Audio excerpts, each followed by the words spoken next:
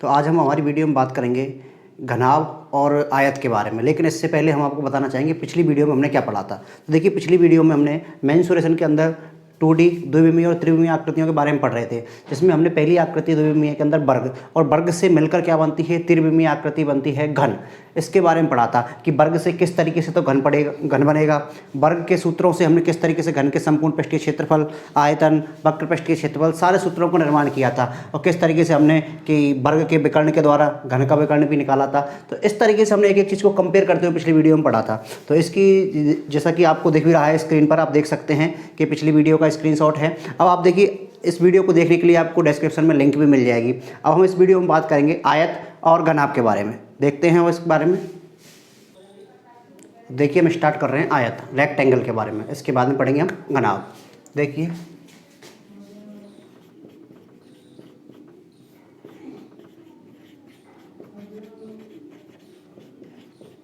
देखो, आयत के बारे में हम शुरू से पढ़ते आ रहे हैं, स्टार्टिंग क्लासेस से पढ़ते आ रहे हैं, और आयत के बारे में कुछ ना कुछ जानते भी हैं, रेक्टेंगल के बारे में कुछ ना कुछ जानते हैं। लेकिन आयत को कंपेयर करके इसलिए पढ़ाया जा रहा है ताकि आयत के फॉर्मूले से जिस तरीके से घनाभ के फॉर्मूले बनेंगे, उनको आज समझने में बहुत आसानी रहेगी, बार बार हमको रटने की जरूरत नहीं पड़ेगी। अब देखिए, हम बात करते हैं घनाभ आयत की। सबसे पहले तो आयत के चित्र की बात करते हैं। तो आयत होता क्या है? ये हमारे पास आयत है, इसका नाम दिया हमने कोई ABCD। ये इसकी लंबाई होगी, इसको L से शो करेंगे। ये इसकी चौड़ाई होगी, इसको B से शो करेंगे। ठीक है, सिर्फ अभी हमने एक इसका आकृति बना दी है। अब हम बात करें इसकी परिभाषा की कि आयत की परिभाषा हो क्या सकती है। तो आयत की परिभाषा होती क्या है? तो ऐसा चतुर्भुज, सबसे पहले तो बोलेंगे, अब तक पढ़ा है हमने ऐसी आकृति, लेकिन चार भुजाओं से घिरी हुई आकृति को हम चतुर्भुज कहते हैं। तो ऐसा चतुर्भुज या ऐसा क्वाड्रिलेटरल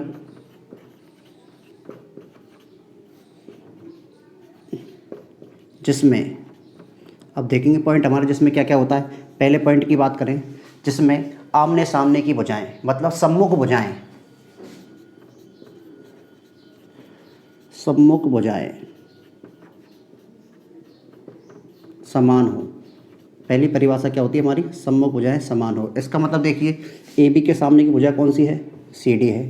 तो ये वाली भुजा इस वाली भुजा के समान है, और BC के सामने वाली भुजा कौन है? AD है। तो ये वाली भुजा इस भुजा के समान। तो इसको मैं ऐसे लिख सकता हूँ कि AB बराबर है CD के एंड AD बराबर है BC के। तो आमने सामने की भुजाएं हमारे पास समान हो गई। दूसरा जो पॉइंट है वो क्या कहलाएगा कि ऐसा चतुर्भुज जिसका प्रत्येक कोण समकोण, प्रत्येक कोण समकोण अर्थात 90 डिग्री का हो, 90 डिग्री का हो, वो क्या कहलाएगा? आयत कहलाएगा। तो आयत की परिभाषा की हम बात करें तो ऐसा चतुर्भुज जिसकी आमने सामने की भुजाएं, सम्मुख भुजाएं, अपोजिट साइड्स क्या हो? बराबर हो, और प्रत्येक कोण कितने डिग्री का हो? 90 डिग्री का हो, वो क्या कहलाता है? आयत कहलाता है, रेक्टेंगल कहलाता है। वर्ग में हमने क्या बात की थी? ऐसा चतुर्भुज जिसकी चारों भुजाएं, आमने सामने की भुजाएं तो थी, चारों भुजाएं क्या हो? समान हो, उसको क्या बोला था हमने? वर्ग। प्रत्येक कोण वहाँ भी 90 डिग्री का था। अब देखिए, सम्मुख भुजाएं समान है और समांतर भी होंगी। ये भुजाएं क्या होंगी? हमेशा समांतर भी होंगी।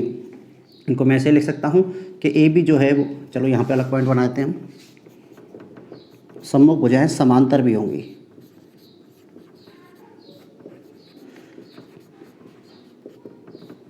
सम्मुख भुजाएं समांतर, और सम्मुख भुजाएं कौन कौन सी हैं? AB समांतर होगी हमारे पास किसके? CD के, एंड AD समांतर होगी किसकी? BC के। समांतर मतलब पैरेलल हो जाएंगे इस तरीके से। ठीक है, अब ये तो हो गई हमारी इसकी बेसिक प्रॉपर्टी। अब हम बात करते हैं इसके विकर्ण के बारे में। ये आयत का विकर्ण है, दो विकर्ण होंगे, इसको पॉइंट दे दिया हमने कोई O। ठीक है, अब देखिए विकर्ण की बात करें तो आयत के विकर्ण बराबर होते हैं। जिस तरीके से वर्ग के विकर्ण बराबर थे, उस तरीके से आयत के विकर्ण भी क्या होते हैं? बराबर होते हैं। विकर्ण क्या होते हैं? इसके बराबर। इट मीन्स विकर्ण की बात करेंगे हम, देखिए AC बराबर है किसके? BD के। दोनों विकर्ण बराबर हो गए। तो ये AC जितनी लेंथ का होगा उतना ही क्या होगा? BD होगा। उसके बाद में देखते हैं हम अगला पॉइंट, ये आयत की हद। अब देखिए विकर्ण क्या है? विकर्ण जो है इसके परस्पर समद्विभाजित करते हैं। विकर्ण जो हैं परस्पर समद्विभाजित करते हैं, एक दूसरे को बाइसेक्ट करते हैं।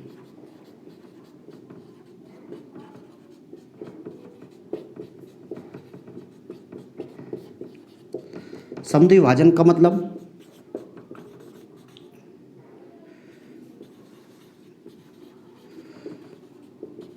Diagonal bisect, diagonals bisect. Diagonal क्या करते हैं? बाइसेक्ट। इसका मतलब देखिए कि जो ये हिस्सा है ओ बी वो बराबर होगा ओ डी के, और ओ ए बराबर होगा ओ सी के। इस तरीके से विकर्ण समद्विभाजित करते हैं। और वर्ग के अंदर भी हमने सारी प्रॉपर्टी यही पढ़ी थी। एक प्रॉपर्टी तो ये बदल गई थी कि सम्मुख भुजाएं समान होती हैं, इसकी जगह उसमें था 4 भुजाएं समान होती। दूसरी विशेषता ये बदली थी कि विकर्ण परस्पर समकोण पर समद्विभाजित करते हैं, मतलब यहाँ पर 90 डिग्री का कोण बनता है, लेकिन आयत में ऐसा नहीं होता है। तो वर्ग और आयत में सिर्फ इतना सा डिफरेंस है कि आयत की तो आमने सामने की भुजाएं समान होंगी और वर्ग की सारी भुजाएं समान होंगी। वर्ग का विकर्ण परस्पर समकोण पर समद्विभाजित करेगा, लेकिन आयत का विकर्ण परस्पर समकोण पर समद्विभाजित नहीं करेगा। अब इसके बात करते हैं हम फॉर्मूले के, इसके सूत्र के बारे में। तो सबसे पहले हम बात करते हैं परिमाप की। सबसे पहले बात करते हैं इसके पेरीमीटर की। अब परिमाप की जैसी परिभाषा मैंने आपको पिछली बताई थी कि किसी भी आकृति की समस्त भुजाओं का, समस्त लंबाइयों का योग ही क्या कहलाता है? परिमाप कहलाता है। तो अब देखिए इसमें कौन कौन सी भुजाएं, कौन कौन सी जो भुजाएं आ रही हैं देखिए। अब इसमें देखिए 4 भुजाएं हैं इसके अंदर। एक भुजा है हमारे पास ए बी, एक भुजा है बी सी, फिर है सी डी, फिर है ए डी। देखिए पहली भुजा A B C C D और ए डी, 4 भुजाएं हैं। 4 भुजाओं के हमारे पास मान दिए हुए हैं। अगर हम बात करें तो देखिए लंबाई है, ए बी का मान क्या है? लंबाई, इसको मैं एल से शो कर देता हूँ। बी सी क्या है? चौड़ाई, चौड़ाई को मैंने बोल दिया ब्रेथ, बी हो गई। सी डी देखो ये लंबाई है तो आमने सामने भुजाएं समान है तो ये भी लंबाई होगी। उसके बाद में ए डी, तो ये चौड़ाई है तो ये भी क्या होगी? चौड़ाई होगी। तो अब आपको जैसा दिख रहा है कि क्या हो हमारे पास आमने सामने 2 तो लंबाई हैं और 2 चौड़ाई हैं, तो एक लंबाई और एक लंबाई मिलके क्या हो गई? 2 लंबाई प्लस 2 चौड़ाई। बन गया फॉर्मूला यहाँ तक। अब 2 हम इसमें से कॉमन ले सकते हैं, तो हमारे पास फॉर्मूला बन के आता है 2 इंटू एल प्लस बी। इसको क्या बोल सकते हैं हम? 2 इंटू लंबाई प्लस चौड़ाई।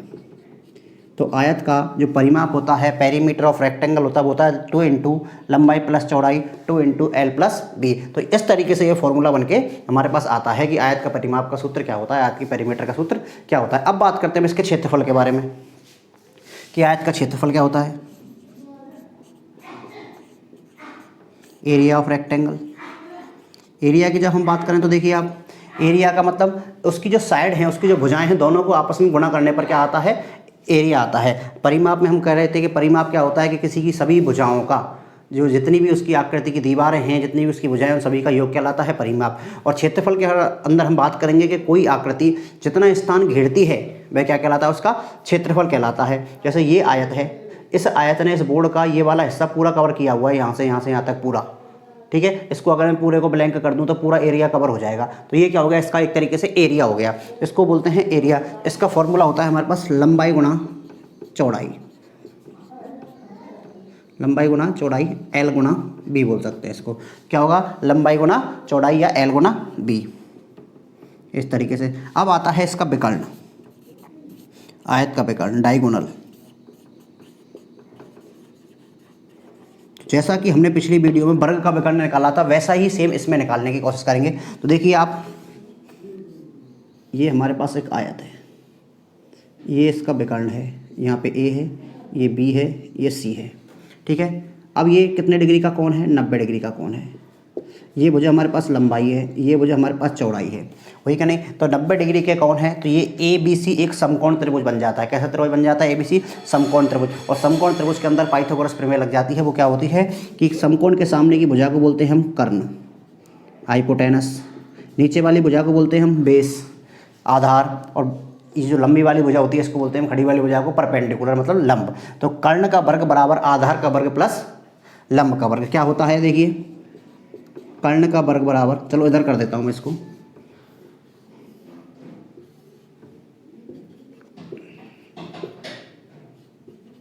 ये लंबाई है, ये चौड़ाई है। तो देखिए क्या होता है कि कर्ण का वर्ग बराबर आधार का वर्ग प्लस लंब का वर्ग, ये होता है। कर्ण क्या है हमारे पास? ए सी।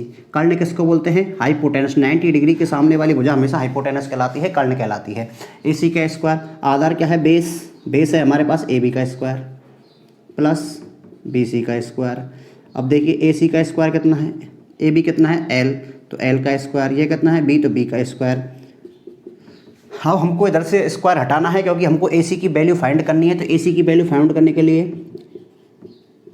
किधर क्या लग जाएगा अंडर रूट। इसका मतलब जो आयत का विकर्ण है उसका सूत्र होता है under root L square plus B square. क्या होता है इसका विकर्ण का सूत्र? Under root L square plus B square. इसको बोल सकते हैं हम अंडर रूट लंबाई का वर्ग प्लस चौड़ाई का वर्ग। ठीक है, इस तरीके से हमको जो आयत का विकर्ण है वो हम आसानी से निकाल सकते हैं। वर्ग के अंदर हमने पढ़ा था भुजा का वर्ग प्लस भुजा का वर्ग, ए स्क्वायर प्लस ए स्क्वायर। तो ए स्क्वायर और ए स्क्वायर मिलकर 2a स्क्वायर हो गए थे। जब हमने उनका रूट लिया था तो अंडर रूट 2a आया था। तो आयत का विकर्ण और वर्ग का विकर्ण हमारा अलग अलग नहीं आयत हो चुका है। अब रेक्टेंगल के बाद हम बात करते हैं घनाभ की। इसको मैं यहाँ से रफ कर देता हूँ।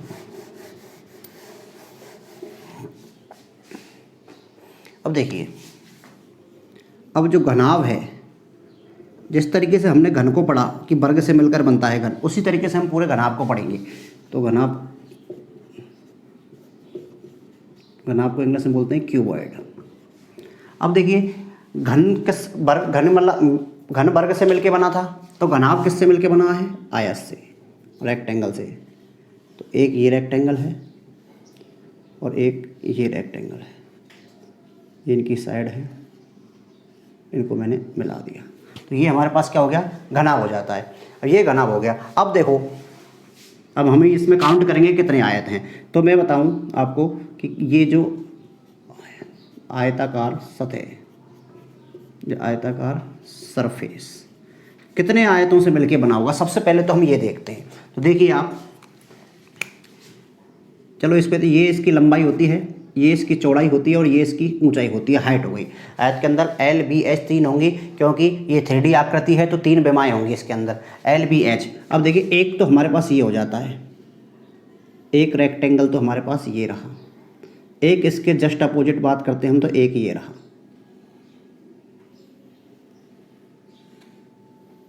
ठीक है, अब देखिए ये एल है तो ये भी एल होगी।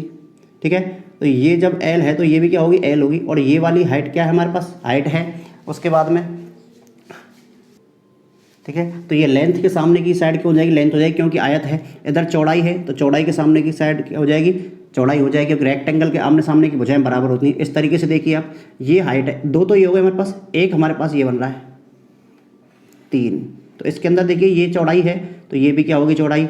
ये हाइट है तो ये भी क्या होगी? हाइट। तो 3 तो ये हो गए रेक्टेंगल हमारे पास।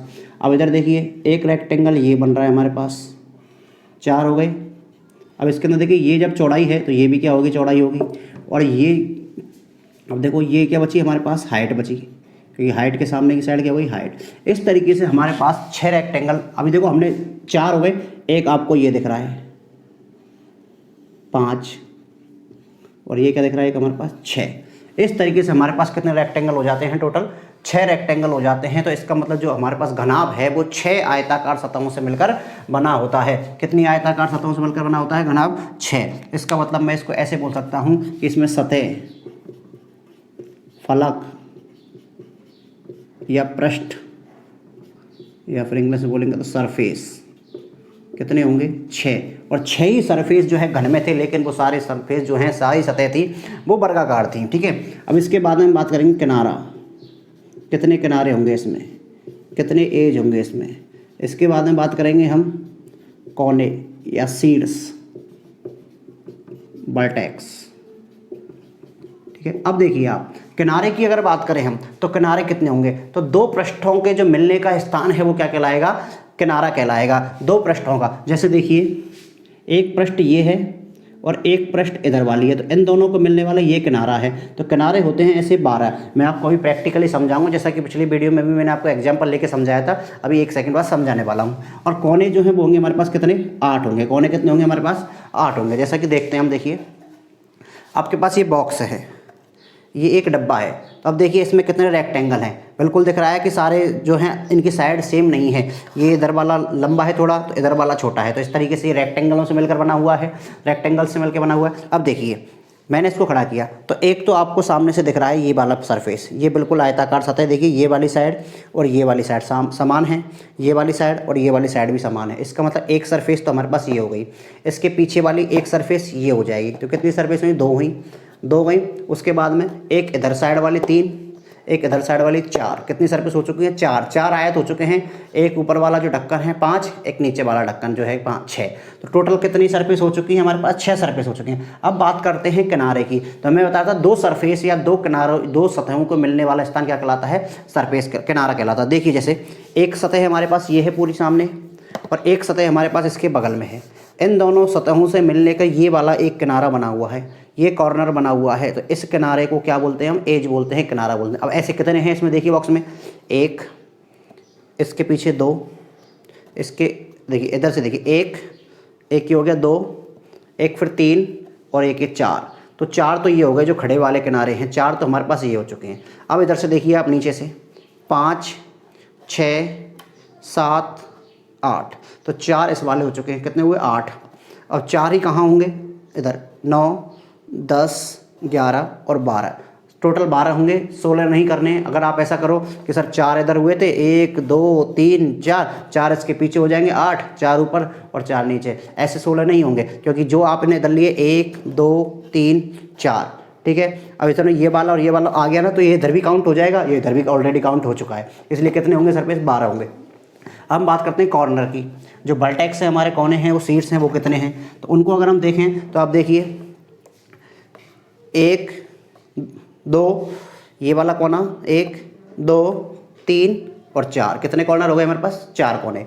इधर देखिए 5 6 7 और 8, तो कितने कोने हो गए हमारे पास 8 कोने हो चुके हैं। तो 12 तो किनारे हैं, 8 कॉर्नर हैं और 8 कोने हैं, और जो सतह हैं वो कितनी हमारे पास 6 हैं। अब बात करेंगे हम इसके फॉर्मूले के बारे में, इनके फॉर्मूले क्या होते हैं। तो देखिए फॉर्मूले की बात करें हम, तो ये सबसे पहले एक फॉर्मूला पढ़ते हैं हम, घनाभ का संपूर्ण पृष्ठीय क्षेत्रफल,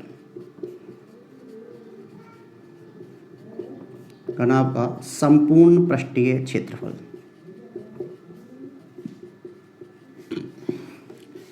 टोटल सरफेस एरिया,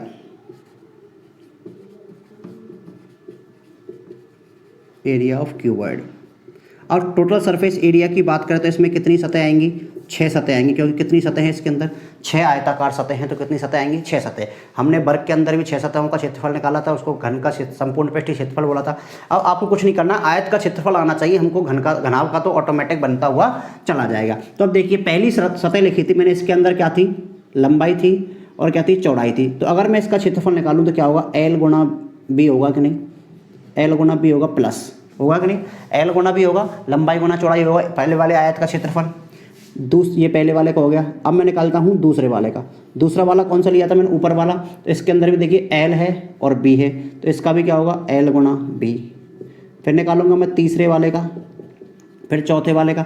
तीसरे वाले देखिए कहाँ पर है, तीसरा ये, इसमें क्या है बी और एच, तो बी गुणा क्या होगा एच प्लस, चौथा वाला आयत है इसमें भी क्या है बी और एच, तो इसका भी क्या होगा बी गुणा एच प्लस। ऐसे ही मैं बात करूंगा पांचवे की और छठे की, तो कितने आयत है, पांचवा आयत कौन सा था हमारे पास, देखिए इधर से जो हमारा बीच वाला दिख रहा था, तो पांचवा क्या होगा हमारे पास एच गुणा एल प्लस एच गुणा एल, ये इसकी देखो हाइट है, ये एल, इस तरीके से हो गया कि नहीं, एच गुणा एल। तो हमारे पास 6 आयताकार सतहों का हमने क्षेत्रफल लिख लिया है, एल गुणा बी, एल गुणा बी, बी गुणा एच, बी गुणा एच गुणा एच, एल और एच गुना एल, मतलब लंबाई गुना चौड़ाई। इस तरीके से 6 आयतों का हमने क्षेत्रफल लिख लिया है। 6 आयतों से मिलकर ही तो घनाभ बन रहा है, तो जो 6 आयतों का होगा वही घनाभ का क्षेत्रफल होगा। अब देखिए इसको थोड़ा सा सॉल्व कर लेते हैं बस।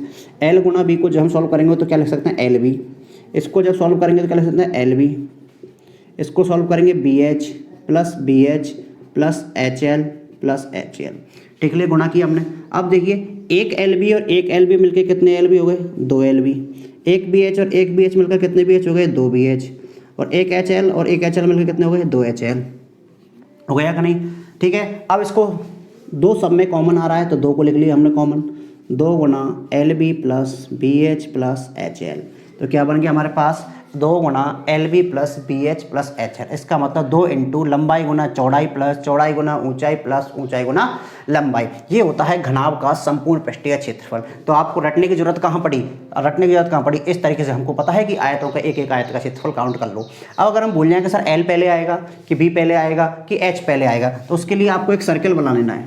एक सर्कल बना लीजिए, एक सर्कल बनाया, इसमें लिख लीजिए आप यहाँ एल लिख लिया, यहाँ मान लो बी लिख लिया और यहाँ पर एच लिख लिया। तो घड़ी की सुई चलती है हमारी क्लॉकवाइज, इधर चलती है क्लॉकवाइज चलती है हमारी घड़ी सुई, हमको चलना है उल्टा एंटी क्लॉकवाइज।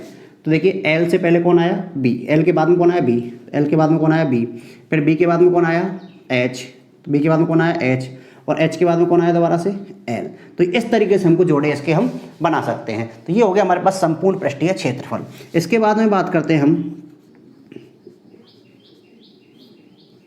घनाभ का पार्श्व पृष्ठीय क्षेत्रफल, पार्श्व बोल दें या वक्र बोल दें पृष्ठीय क्षेत्रफल। इसके अंदर आती हैं 4 दीवारें या 4 सतह, 4 दीवारों का क्षेत्रफल। इसको बोल देते हैं हम LSA बोल देते हैं या CSA भी बोल देते हैं, लेटरल सरफेस एरिया या कर्व्ड सरफेस एरिया। ठीक है, ये हो गया। इसके अंदर क्या होता है, आप एक चीज़ सोचिए कि हमको कितनी दीवारों का निकालना है, 4 का। अभी हमने निकाला था 6 का, तो 4 दीवारों का निकालना है। तो सर 2 दीवारें कहाँ गई, तो 2 दीवारें कभी कभी ऐसा होता है कि कोई संदूक है या कोई बॉक्स है, उसकी हमको जो छत है या उसका जो फर्श है उसको हटाकर हमसे सिर्फ पार्श्व पृष्ठीय क्षेत्रफल पूछ लिया जाता है कभी कभी। जैसे कि मैं आपको ये बॉक्स बता रहा था, तो हमारे पास ये इसका एक बेस था, ये इसका क्या था टॉप था, इसको मान लो हमने हटा दिया, यहाँ से इसको खोल दिया और इधर से इसको भी खोल दिया कि नहीं। अब ये क्या बन चुका है, सिर्फ इसमें कितनी सतह रह गई, एक ये वाली सतह गायब हो गई, एक ये वाली सतह गायब हो गई। तो 1 2 3 4 सरफेस रही है ना हमारे पास, 4 सरफेस रही हैं। एक तो हमारे पास 4 सरफेस का एरिया का फॉर्मूला हमको सीखना है। ठीक है, उसके बाद में एक हम सीखेंगे कि सर एक मान लो उसका बेस बंद कर दे और सिर्फ ढक्कन खुला छोड़ दे, तो 5 सरफेस का भी हमसे पूछा जा सकता है।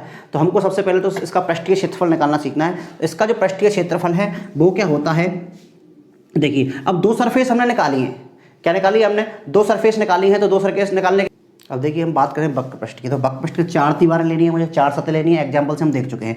अब 4 सतह लेनी है, तो मैंने उसकी जो ढक्कन था, उसकी जो जैसे हमारा कमरा है, जैसे हम कमरे पर बैठे हों, आप उसकी बात कीजिए, ये मुझे सिर्फ 4 दीवारों पर पुताई करनी है, 4 दीवारों पर पेंट करना है। इसका मतलब फर्श पे पेंट नहीं करना है, छत पे भी नहीं करना है। तो देखो फर्श पे तो हम वैसे भी पेंट नहीं करते हैं, कहीं भी किसी कोई आपसे बोल दिया जाए कि एक कमरे की हमको सफ़ेदी करानी है, उस पर सफ़ेदी कराने के लिए क्षेत्रफल ज्ञात कीजिए, तो हमेशा आपको 5 दीवारों का क्षेत्रफल निकालना पड़ेगा, ना कि 4। क्यों, क्योंकि फर्श पर तो हमारे जो है पुताई करते ही नहीं हम। अब सर छत की बात है, छत पर तो करते हैं, तो सर यहाँ पे 4 दीवारें क्यों ले रहे हैं हम, इसलिए ले रहे हैं 4 दीवारें क्योंकि मान लो कि उसने बोल दिया कि 4 दीवारों पे एक जैसा कलर करना है, 5वीं दीवार ऊपर की खाली छोड़ देनी है, हमको सिर्फ 4 दीवारों की बात करनी है। जैसे ढक्कन खोल दिया था मैंने अभी डब्बे में से।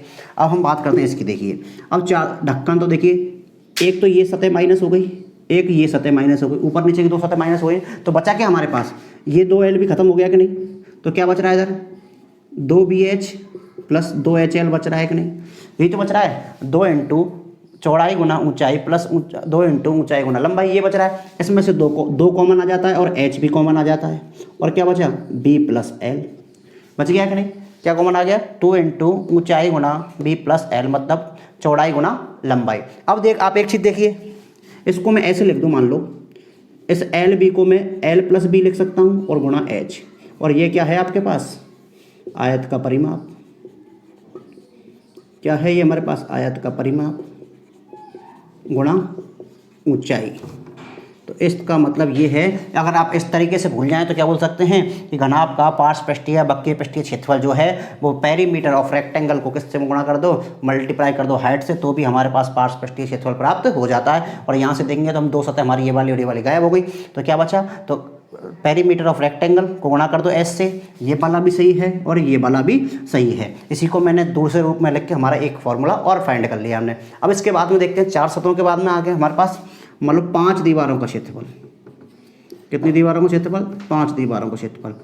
इसका कोई फॉर्मूला तो अलग से है नहीं, बट आपको करना है क्या है इसके अंदर, देखिए फॉर्मूला बनाना सीखना है आपको। जब 5 दीवारें हैं, जैसे हमारे पास ये डिब्बा था, मान लो इस डिब्बे को देखो, आपको दिख रहा है ये ब्लू कलर से पूरा डिब्बा कलर्ड है, ठीक है। तो अब बोला गया कि इस डिब्बे का ढक्कन नहीं है, इस डिब्बे का ढक्कन काट दिया गया है, इस डिब्बे के अंदर ढक्कन नहीं है, तो बताइए कितना ब्लू कलर इस पर लगेगा। तो 1 प्लस सरफेस, 2 सरफेस, 3 और 4 और एक नीचे वाली 5, ये तो है ही नहीं।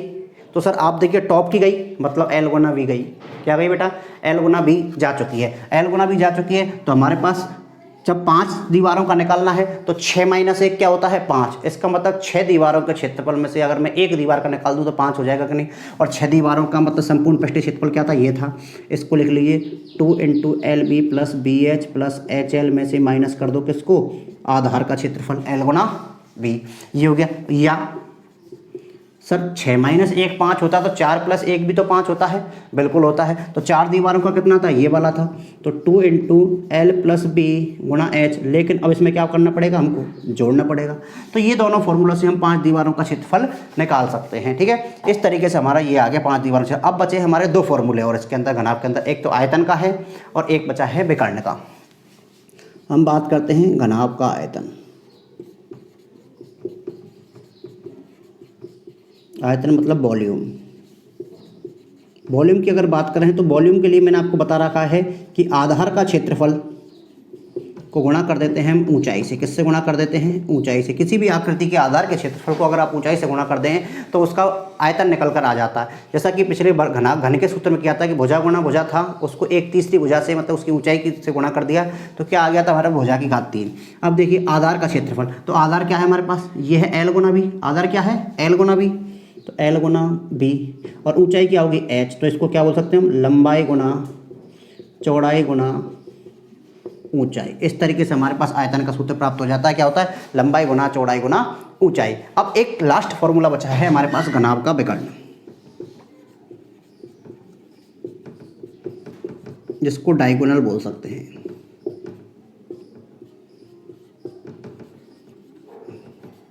ये देखिए बहुत ही अच्छा क्वेश्चन है। जैसे आप एक कमरे में बैठे हुए हैं, उस कमरे में आपको मैक्सिमम लेंथ की एक रॉड रखनी है कि सबसे अधिक लंबाई की अगर आपको एक डंडी रखनी है, एक डंडा रखना है, तो एक बांस का लठ रखना है मान लो आप, तो आप उसको कितना रख सकते हैं, किस तरीके से घुसाएंगे। जैसे हम गेट में लेके किसी चीज़ को घुसते हैं, कोई डंडा है लंबा हमारा, उसको हम यूँ लेके घुसते हैं। तो जैसे कि मान लो ये डिब्बा है, ये हमारे कमरे का गेट है, इसको अगर मैं इसके अंदर डालना चाहूँ तो ये यूँ नहीं जा सकता, नहीं जा सकता है कि नहीं। तो इसका मतलब सर इसको कैसे, इसको टेढ़ा करना पड़ेगा, हम यूँ करें तब भी नहीं जा रहा। सर इसको हम यूँ सीधा करके डाल सकते हैं इसके अंदर।